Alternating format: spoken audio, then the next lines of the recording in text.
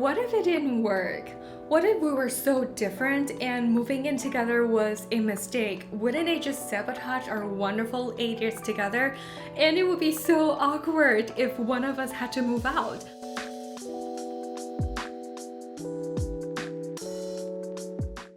Hi there, it's Amber. Welcome back to my channel. Today, I want to share with you what it's like moving in with my boyfriend of 9 years. We dated for 8 and have been living together for almost 1. Before we did, to be honest, I had a lot of fear. I have never lived with any boyfriends or roommates before, so this lifestyle change was a bit terrifying to me.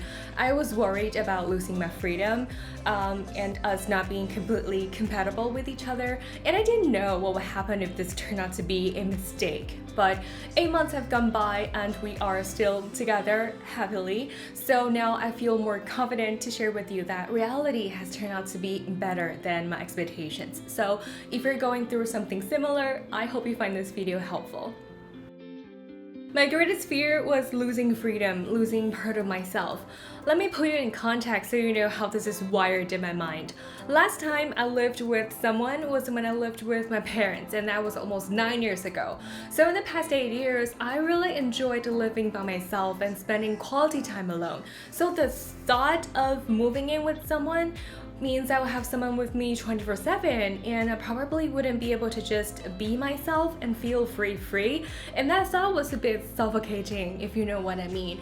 However, I quickly found it to be false alarm because Joan and I managed to find a 3-bedroom apartment. So this is my home office, and Joe's study/game room is just back there, and we share the last room as our bedroom. So we have our own space to go back to if we just want to be left alone, and we have a spacious and comfortable living room to enjoy each other's company. So I think having separate physical space really helps ease my anxiety. So do I still feel like I have my freedom? The answer is yes. And Joan and I both agree that picking this 3-bedroom apartment is our best decision in the process of moving in together. Oh, I am really sweaty. I have the aircon on, but the sun is just too warm. Whew. Something else I felt worried about was we might not be completely compatible with each other even after 9 years together. At the end of the day, we are different people after all. There are scenarios that I felt worried about, such as having different sleep schedules, diet habits, or even evening and morning routines. These are small things in life, but when they pile up, you start to wonder, are you comfortable with living with this person next to you? Here's a vivid example for you. So Joe likes to watch his car race videos at night, so his iPad would just be blowing up loud noises at night. He thinks that helps him relax and fall asleep, but on the other hand, I just really want some peace and quiet before bedtime because I already have to deal with a million messages from my accounts during the day, so having a quiet bedroom is important to me. So if you were in this situation, what do?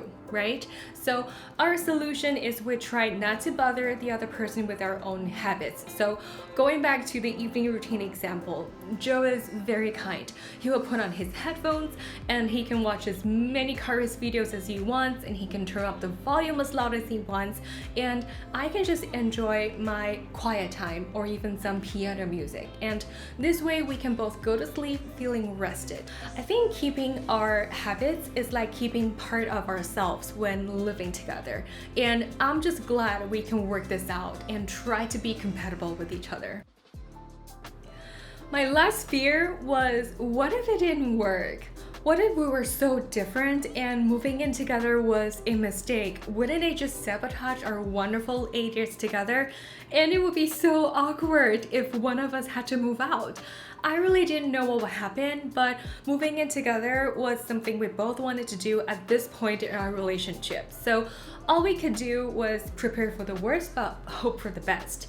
I know if something does go wrong, I still have a strong support network of family and friends to fall back to, and I can still remain financially independent. So if I was going to be okay, why not give it a try, right?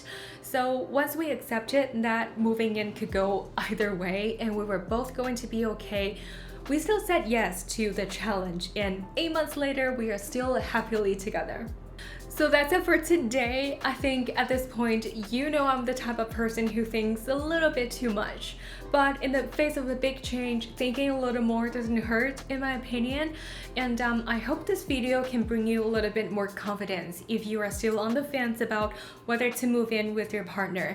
And let me know in the comments below what expectations you have and how reality has reacted to it. I would love to hear from you.